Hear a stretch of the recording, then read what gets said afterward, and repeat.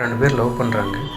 அந்த லவ் பண்ணுற பொண்ணு அந்த பொண்ணோட ஃப்ரெண்டுக்கிட்ட, ஏய் ராகேஷ் எனக்கு ப்ரப்போஸ் பண்ணுறான்டி, நான் ஓகே சொல்ல போகிறேன் அப்படின்றா. அதுக்கு அந்த பொண்ணு, ஏய் தினேஷ் என்ன பண்ணுவான், தினேஷை தான் லவ் பண்ணுற அப்படின்னு கேட்குறா.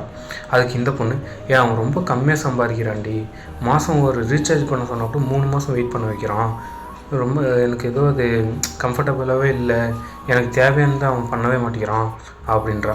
நான் ராகேஷ்க்கு ஓகே சொல்ல போகிறேன் அப்படின்றா. அதுக்கு வந்து, அவன் பாவம் இல்லடி, அவன் வருத்தப்படுவான்ல அப்படின்னு கேட்குறா. அதுக்கு இவன் என்ன பண்ணுறது நீயே சொல்லு அப்படின்றான். அதுக்கு சரி வீடு நான் டேக் கேர் பண்ணிக்கிறேன் அப்படின்றா.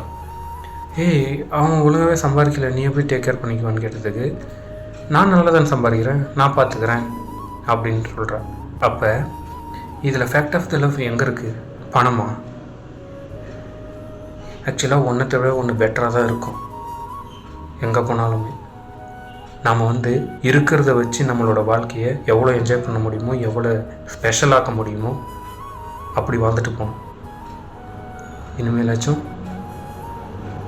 அந்த ஒன்றத்தோட ஒன்று பெட்டராக இருக்கும் சாய்ஸ் வைக்காதீங்க.